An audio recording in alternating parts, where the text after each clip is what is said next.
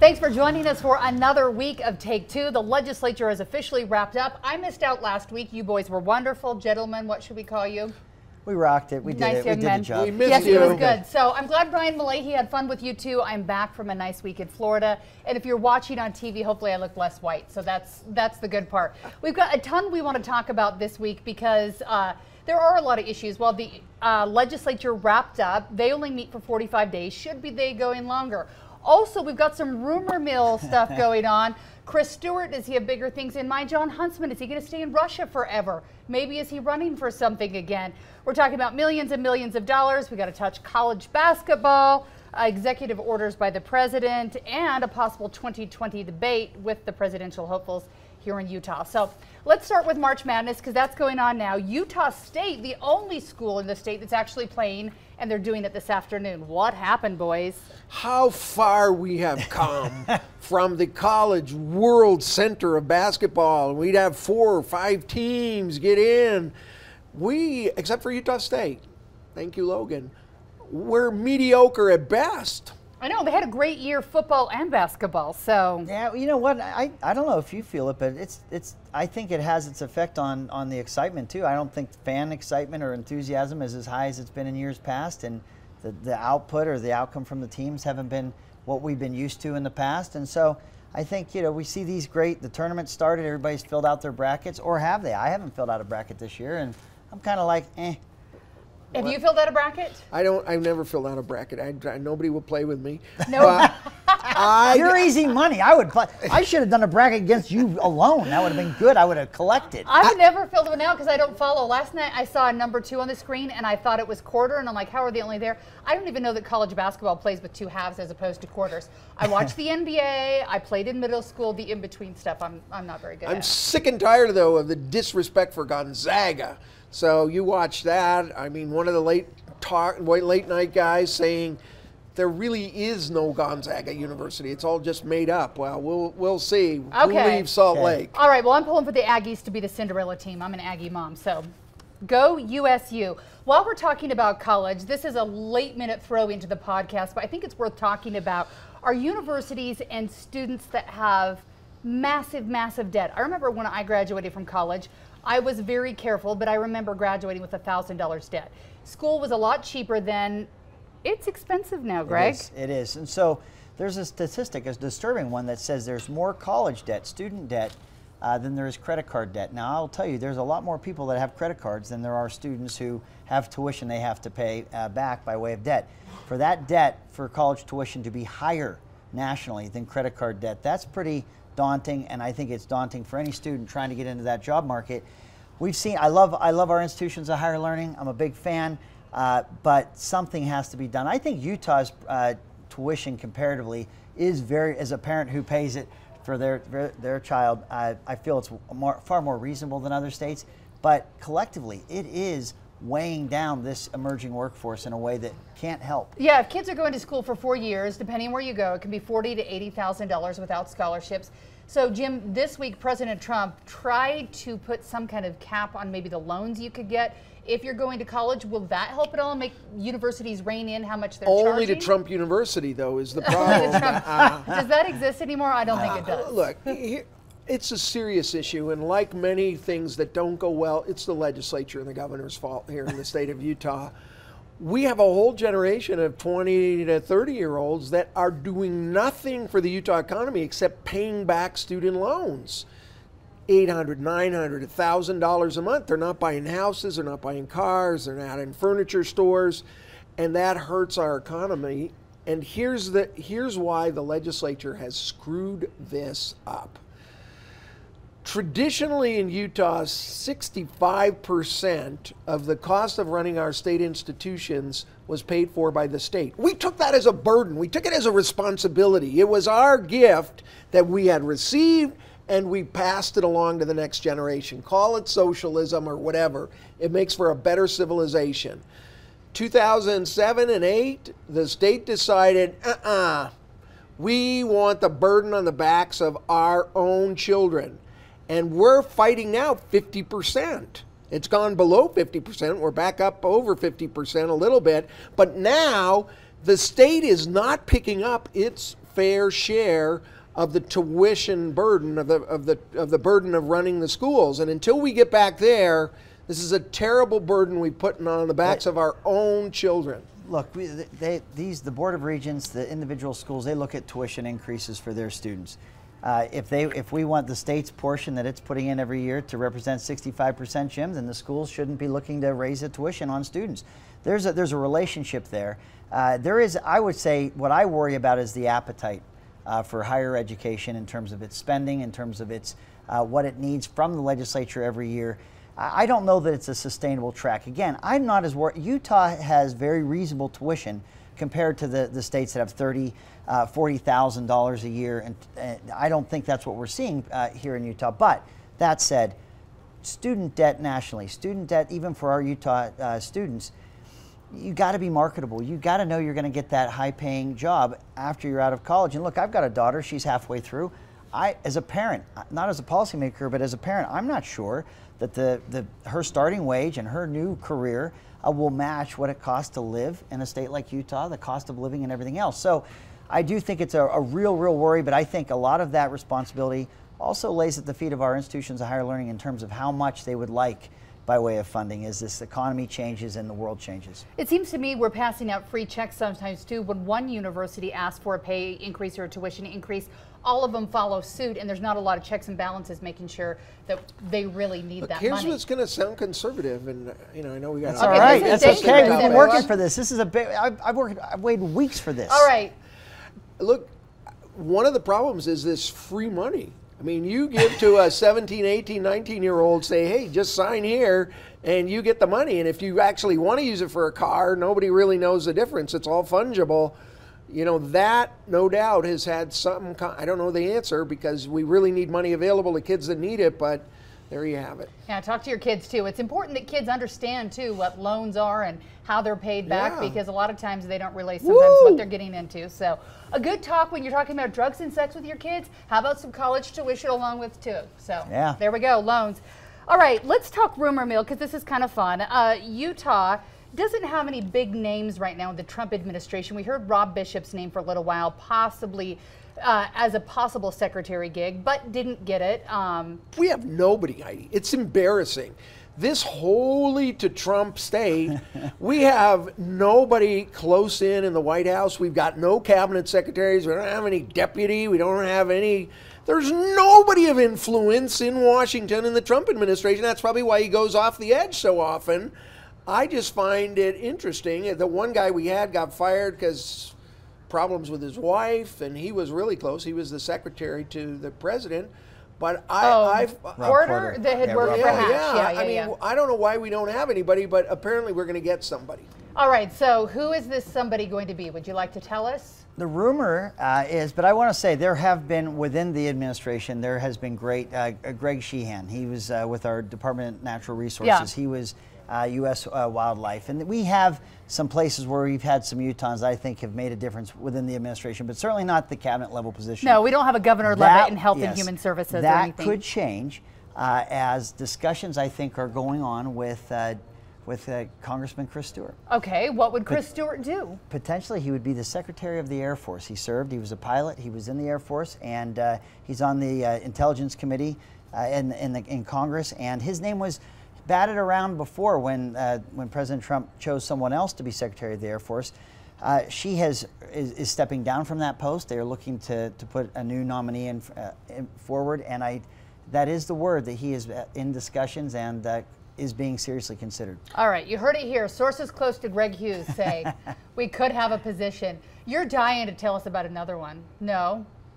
I don't even know what you're talking about. All right, yes, There's you do. another I one. saw a tweet from you. But look, from Moscow to Moab, people are talking about Jon Huntsman, who really has the worst job in sports, to be between Putin and Trump. I mean, thank goodness he's a great diplomat and a wonderful human being, because that's an impossible job. Anyway, the rumor is that he's coming home. He's going to run for governor again. Can you believe that? Now you've seen this in other states where someone who has served as governor comes back. Who is it? Governor Moonbeam from Chester A. Arthur. from California, Brown. Brown, yeah. He served Jerry Brown. at different. Jerry Brown served at different times. Look, I think Governor Huntsman was a great governor. I think that his public service extended beyond that when he went to China to be the ambassador. Now, truly the toughest job diplomatically in terms of being the ambassador in Russia. It speaks volumes of his character and his abilities that he is in those crosshairs of some of the hardest and most difficult places in the world. If he would decide to come back and want to run for governor again, I think it's exciting. Look, I love the Huntsman family. Their contribution to our state, even in quiet ways that people don't know, is astronomical, and we are a better state because of that family. If he comes back and wants to make that decision, man, that is going to be exciting. I want to say I won't run if If you won't run. I won't run if Jon Huntsman runs. I know a lot of governor. people, when you tweeted that, I was reading some of their comments, were saying, well, what has Jon Huntsman done for us in Russia? And the way I see it, an ambassador's job is probably to make sure that he's not making headlines. There's quiet meetings that control chaos and keep it gone. But he did just return 2 LDS missionaries to their families that were in prison for, I think, 3 weeks. And there's been no war with Russia. I mean, I give John credit for that. I'm telling you, Okay, it's a tough Mr. gig. Hughes, though, when Huntsman left as governor, he went to work for President Obama, which didn't sit well with a lot of Utahns. They were not happy. He was newly elected. He left to go work for what they believe was the enemy. Has time healed those wounds if he were to come back? What? I will tell you this. I think it would be a little tougher for Jon Huntsman Jr. when he comes back after the service. I don't think that it's the serving for a Democrat administration that would be different for Jon Huntsman coming back and considering running for governor. But I do think that as the family is left and you see his children grow up and you see one that's on a national network program, and I don't know that people feel that the Huntsman, or at least Jon Huntsman Jr. has been as connected to Utah. Has he run away from the state? Is he still as intertwined with the culture and the people of this state as he was when he ran in '04? I think that those are kind of questions that will percolate. It's a big plus. But I'll tell you, I think he's incredibly, he is who he is, and I think he will reconnect very quickly. He has taken jobs around the world, but I think he can reconnect very quickly. We should say this is a rumor. I mean, it is a rumor. Nobody officially has said a word. The Huntsmans haven't. This is just like a little wildfire going on in back rooms. So it's fun to talk about. All right. I know the family goes to Hires to eat hamburgers when they're in town, so if you see him there, ask him next time he's in town. All right, we got to talk about the legislative session for a second. There's talk about possibly making it longer. I don't know if Utah's the shortest. If it's not, it's got to be close with 45 days. Jim, should we make it longer? Should we make it a longer session? Hell no. Are you kidding? I like to see Jim. 5 days every 5 years to limit the damage that they do. What, 600 bills passed this time? A record number. Goodness, It's you a know, lot. they just can't stop themselves. They love big government and making laws and passing things. You should and love telling that everybody then if what it's to big do. government. That's right up your alley. Woo. You love that. No. Okay, so you were in charge of this. Was 45 days enough to do what it's- you needed to do? I'll tell you what, it's getting harder. There's 33 actual working days in those 45 calendar days because we don't come in on the weekends. So it's growing, and what used to be the interim or the downtime of the year is not really down anymore. There's a continuous effort going on in our legislative branch getting ready for the next 6.5-week session. But I think that given that it's such a short amount of time, it has allowed people to step forward and serve as state representatives or senators that typically would not. So you have people from all walks of life, whether they're carpenters, we have police officers, teachers, attorneys, doctors, but because it's such a compressed amount of time, I do think you get a great representation of Utah's communities. We do if have, it's we longer do have than great that, diversity. it's harder to. You'd have to be you'd have to make a lot of independently money. wealthy, Yeah. or there's other issues that would come into play. I like the 6.5 weeks. I think the necessity drives the good outcomes in terms of you don't have a lot of time to mess around. You got to be productive. Get her done. We do have great diversity. Every single kind of land developer and real estate person there is on the whole spectrum. They're all there. You're That's what the forgetting your diversity school is. teachers and You your are- bus Oh, drivers. please! There's no school teachers there. Well, Retired Carol, ones, yeah. maybe. Maybe but if we they had were the working session when in they the got there. summertime, they could do it. So maybe we Yeah. could change that. Okay, Utah's GOP has some issues. Right now, there is a lot of infighting. Before the infighting, there were problems with maybe spending more money than they had. And now the GOP chair says he's not going to run for that seat again. Greg, is it time for somebody new to maybe make peace with the party, or do we not make peace, leave the division? There was a justifiable rift within the Republican Party and really political parties. I think the Democrats would have been more vocal about their frustrations, but they love seeing the Republicans create this circular firing squad. So they didn't want to interrupt the. They love seeing them sweat. Yeah, they didn't want to see it. But I think political parties generally were probably uncomfortable with legislative action that would say to those parties, this is how you're going to nominate have your nominee for the general election. And they said, well, we're parties, we should be able to have that decision made ourselves. I was part of the legislative branch that found that compromise to let the caucus convention cycle continue forward, but also allow people direct access to a primary ballot through gathering signatures. There were people, again, understandably within the grassroots of political parties in Utah that were frustrated by that. We've had a recent Supreme Court decision, or rather decide not to hear the case that had made its way up there, the U.S. Supreme Court, that I think finally gives you closure in terms of whether the legislature had the ability to pass a law that way. The answer to that is that they did, and that it is constitutional. And so now, after we finally have that constitutional question answered finally, I think it is time that we see the Republican Party come together. I would argue that infighting isn't a formula for success anywhere. Families, businesses, political parties. So the infighting's got to end. I can completely understand why there was frustration, but we're past that. So maybe a new start. I think you have donors that need to give to respective parties. Absolutely. You have a grassroots aspect to your party, and you have the elected officials. You all it's already hard enough to work together, those different participants. But now that we have that legal argument that's been going on for some time settled, it is truly time to come together. And I think that'll be good for the state to have a strong Democrat Party that is organized and happy and moving forward, as well as the Republican and Libertarians and the other parties. I love the idea of moving past the caucus because I just don't want to talk politics with my neighbors, and having other options is a good thing. Infighting's a problem, though, for Democrats, too. If you look on a national level, I saw in the last election, there was a great divide between the Hillary Clinton camp and the Bernie Sanders camp. And as we look at the 2020 election this time again, it seems like we're going to have that same problem. There's a very leaning socialist side and more maybe middle of the ground Democrats like Biden. It's going to be a poop show. I can see it building up already. And I want to say, you know, the Republicans get all the attention because they're the 900-pound gorilla. The Utah State Democratic Party is facing a lot of challenges and backbiting and issues internally as well. It's the nature of political parties kind of to have this, but what it all boiled down to make it simple, is who ought to pick, for the Republicans, who ought to pick the candidates that will represent the Republican Party.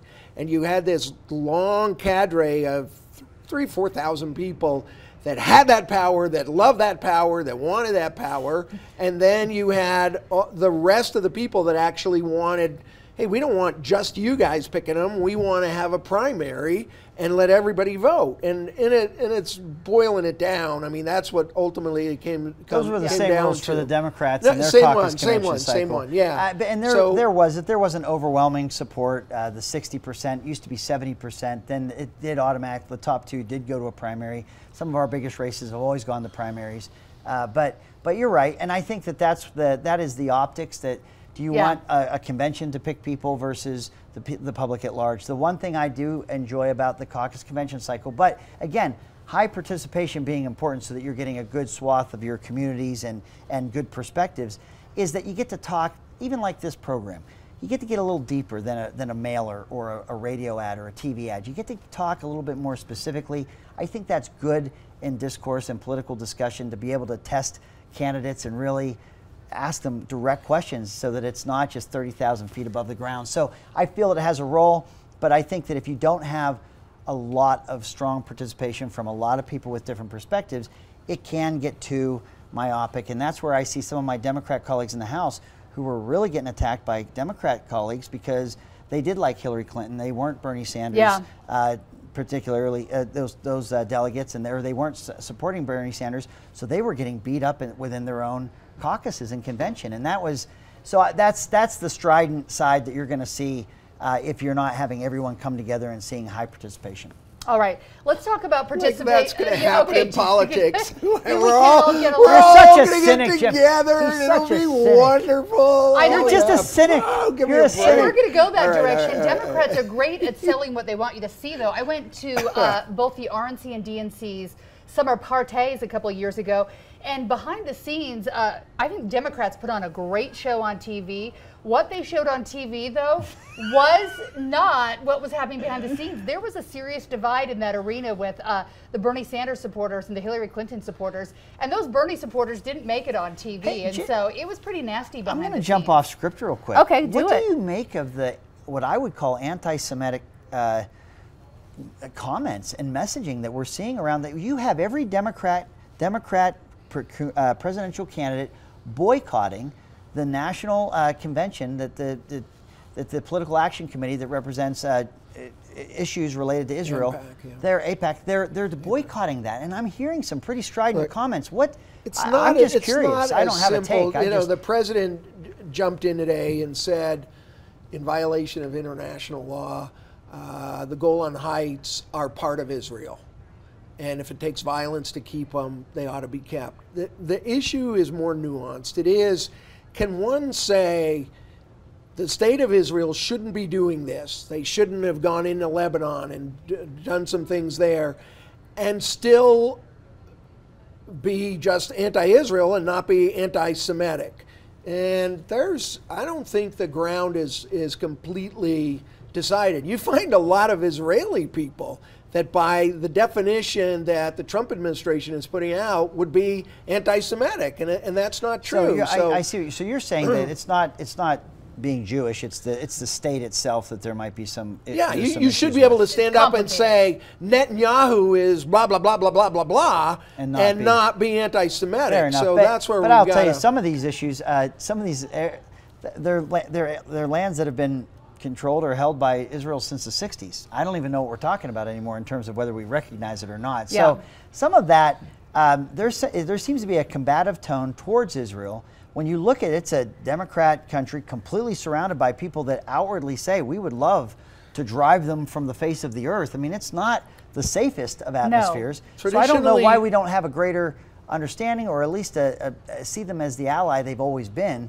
Israel is a tremendous ally in democracy, but does that mean that if you don't believe the capital of Israel is Jerusalem, that you're anti-Semitic? Because every president from Harry Truman to Barack Obama said no. So does that, are you anti-Semitic is the issue, or do you have room? I think when they were running, they all said though, didn't everyone who runs says that Jerusalem's the rightful capital until you're in office, and then you got to make that tough Democrats decision. and Republican candidates alike, Heidi, all said that Jerusalem was the capital, not Tel Aviv. But when they became president, crickets. This was the first president that said it. And actually, because it's much more nuanced than just to say, "Yep, we're going to move it." There's a lot of other issues. It's like border security. I feel like when presidents run, they all talk about it but don't do it. But that's another topic for another day.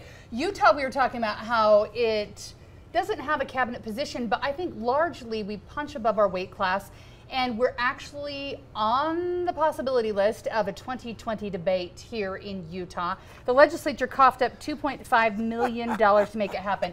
You're not excited about this, Greg? We're talking like we're pretending this $2.5 million was. Maybe the Democrats will come, and maybe the Republicans, whoever wants to come. Like, give me a break. This is $2.5 million to try to get the Republican candidates in. There's both. You do realize don't this is sell a yourself Republican short, and a Jim. Democrat. You're going to have great candidates for a good debate. If you're talking about the primary, or you're talking about once they get down to two candidates? Well, then there's no chance that if the Democrat is going to come to Utah on the presidential debate. Well, the word on the streets has it. There's a couple of words on the street that President Trump said he'd had enough of how the debates were working and wouldn't come to Utah when we had one set up last time. Because of the alcohol laws. But that was another problem, not the alcohol laws. He doesn't drink, but I've heard behind the scenes that we had a debate. The commission agreed to let us have it. And if you've been to those debates before, there's big, like Anheuser-Busch or whoever sponsors these tents outside, and Utah somehow didn't allow it, and then we lost it. Do we need a debate? Utah should matter, right? Sure. I think there's two cycles. One, as Jim was talking about, the the primary. If you have crowded primaries where you have a lot of candidates, I think there's an excitement there in holding that. We won't have, I don't believe, a crowded Republican primary, but the Democrats, if they wanted to all come and we'll need come like to 6 Utah, stages for all of them. I know, it would be exciting. I think that we saw a lot of excitement about having a debate here in Utah. It was going to be nationally televised and everything else. Whether it's the primaries, but it would be, I think, especially exciting to have one during the presidential election. Look, it's not like a football where you get a football game where you get a home field advantage. When they had the debates and when Romney and Barack Obama had their debate in Denver, I don't think the city of Denver played a role in how that debate was handled. But to the community and all that was going on, to have that debate there was a really big deal. And for Western states, I think we all notice when they're close to home. The Democrats are going to want to reward, as you say, they're going to want to reward a state where they got a shot. So it'll be Nevada, it would be Colorado. I can imagine where the Republicans are going to come and. Well, you are just selling Utah short with Democrats. I can't believe you do that. We used to look at primary states and Utah didn't matter at all, but I feel like we're getting to the point where we matter some, in that we saw in the last election, we saw now Vice President Pence here in Utah. We never used to get stops like that where people thought that there might need to be a last-minute swaying going on. We were the ATM for candidates all along. You know, President Obama might, wave to people out his window after he stopped at a house up in Park City to get cash, or the Republicans the same. That is true. And it's still pretty much that way. I mean, I was trying to think. We had a candidate this early. Sometimes the candidates will come and talk to actual people, but I'm telling you, for the Democrats, land at the private airport, zoom up by motorcade, go to some rich guy's house. But think about this. Back in March of 16, you had Bernie Sanders at the U, the same day we had Donald Trump in Salt Lake City. In fact, and both of them were actually there on the same day, making their case to Utahns, trying to win their support. I think that I don't believe that we had seen that kind. We were not in play as a state like that, but to have on the same day Bernie Sanders and Donald Trump here in our state making their case. People? I can't remember, Greg. You know what? I'll tell you this: the Republican for Donald Trump's event, there were people that had started lining up 6 hours before that event. I've been to a few of these campaign events. I had never seen anything like that in terms of how many people lined up. The number of people at the Donald Trump event was really limited by its venue, where the U's giant. You could put a lot more people there. Oh, speaking of the University of Utah, we're going to go back to colleges. I feel like I'm a little all over the place today, but President Trump signed an executive order that really is just sort of this is what I want you to know. It doesn't have any teeth to it, to make sure that there's campus-free speech. Is this important, Jim Dabakis? We look at our universities probably as being a bit more liberal than anything when kids are going to college. Should we make sure that the Ben Shapiros of the world, or students who want to speak up as conservatives, can do so, or should we let them just fight it out and protest the conservatives off campus? You know, I'm an old-fashioned First Amendment kind of guy, and it really angers some people that I know. But look, you let people talk unless they are advocating violence or violence. Because in America, all the marketplace of ideas ought to have a place. And those same people that look and say, we want to filter these ideas before they come on our university campuses, I say, well, who gets to be the filter? Whereas if you let that open market of ideas, let people go, let them say what they're going to say. I was going to university campuses in the 80s when they said, no homosexuals on our Utah campuses. We don't want them there. We think that it's wrong. It's promoting a lifestyle. Let the ideas go. And they would have quashed it. And it's difficult sometimes because people are saying things that are just outrageous and annoying, but nonetheless, let it go. It's America. How we learn, right? Yeah.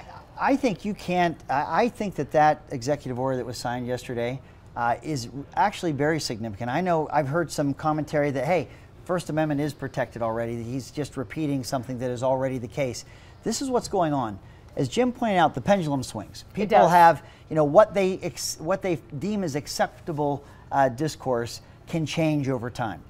If we want to be consistent and fair, you have to have that battle of ideas. You have to be able to allow those things to occur on your campus. Where they have been stopped is really under this banner of security. Well, we can't have Ben Shapiro come. We can't have someone who's conservative because people get so angry and so mad, and it could cause a riot. You've got a video. You have someone that's going through the court system right now. A conservative was on campus talking, and a guy that didn't like what he was saying punched him in the face. Just punched him right in the face. It's made national news. There is such a students right now, I think there is this growing culture where if they don't subscribe to what they're hearing, it's unacceptable, it's immoral, you shouldn't be here. And what Jim has said is absolutely true. That pendulum will swing, and you don't want to get caught in that trap where you're picking what is acceptable and what is not. We have a college campus atmosphere, I think, right now that is being a lot more restrictive in the freedom of speech. And when it's a conservative voice, if there is a great pushback from the student body, or even sometimes from professors, they'll say, for security purposes, we're just going to have to not allow that on our campus.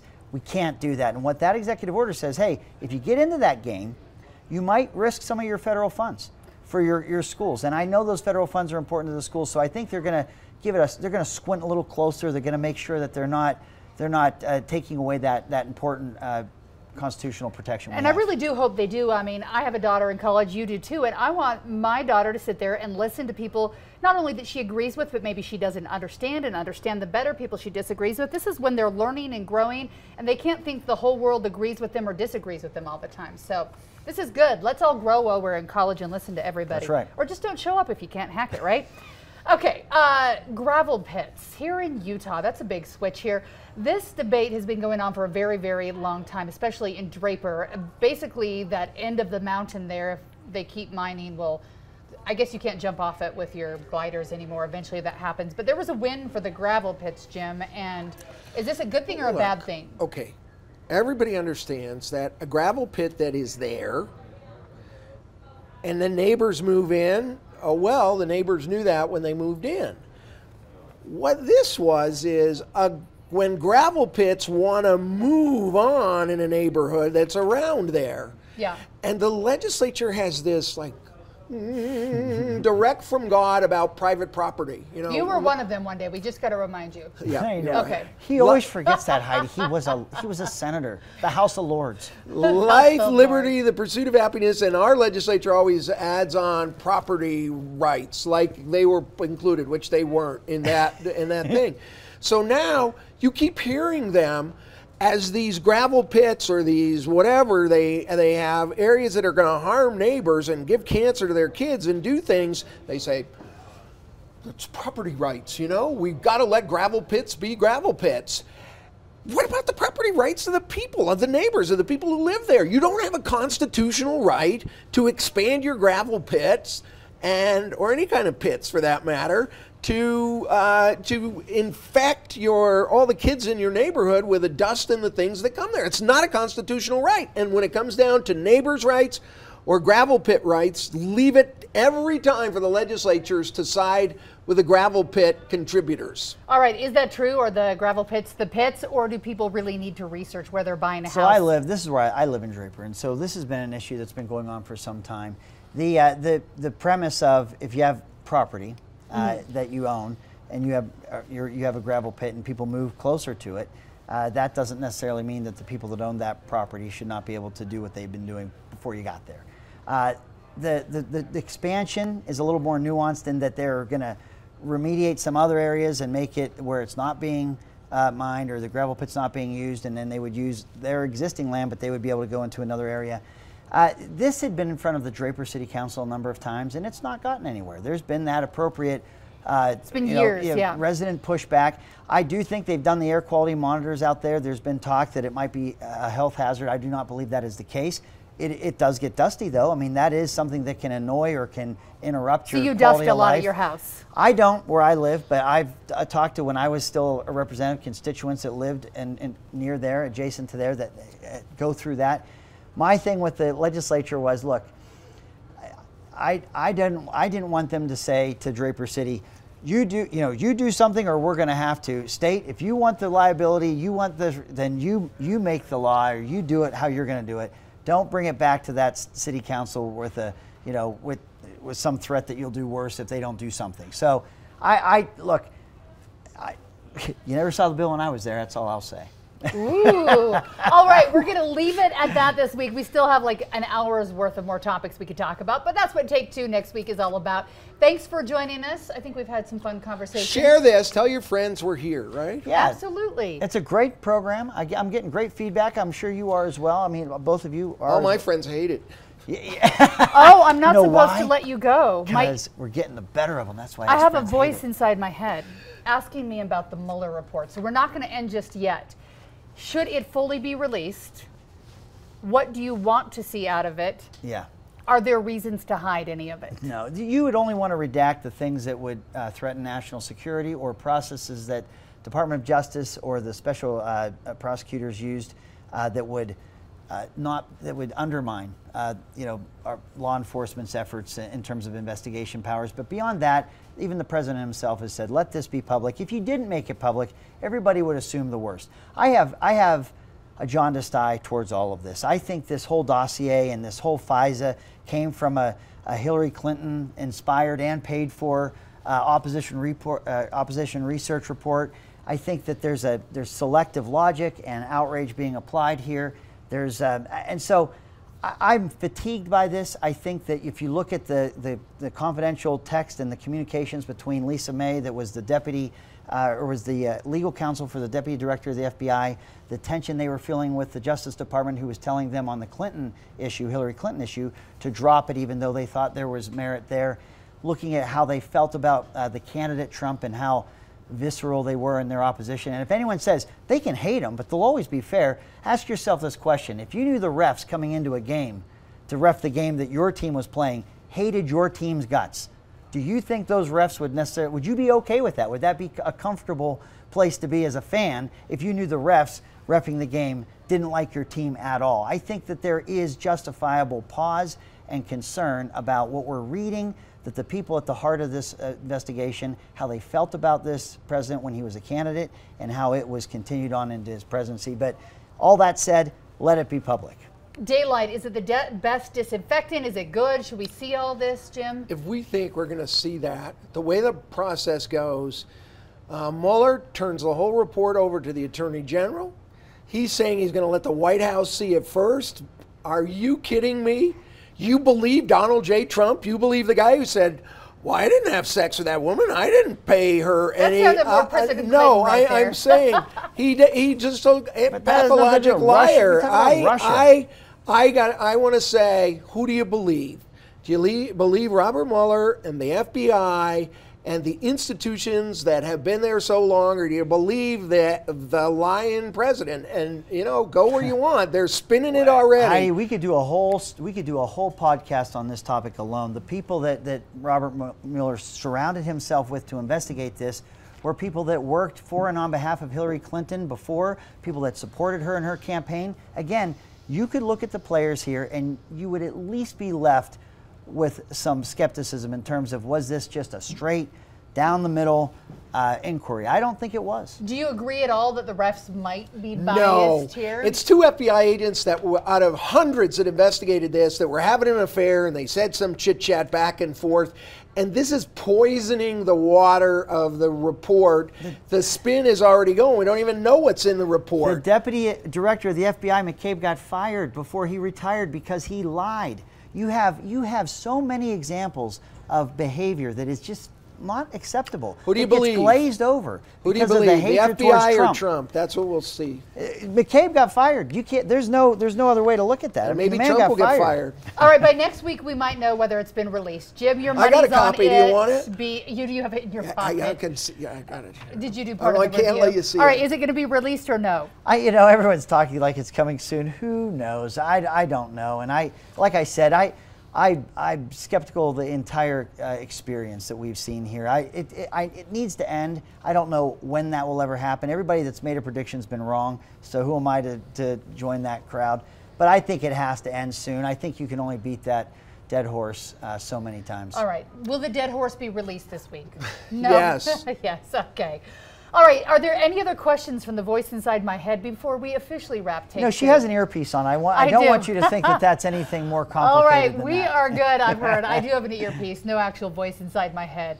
All right, that is it for us. Happy Friday, everyone. Thanks for listening. Share with your friends, family, and even people you don't like. Thanks for joining us. See you next week.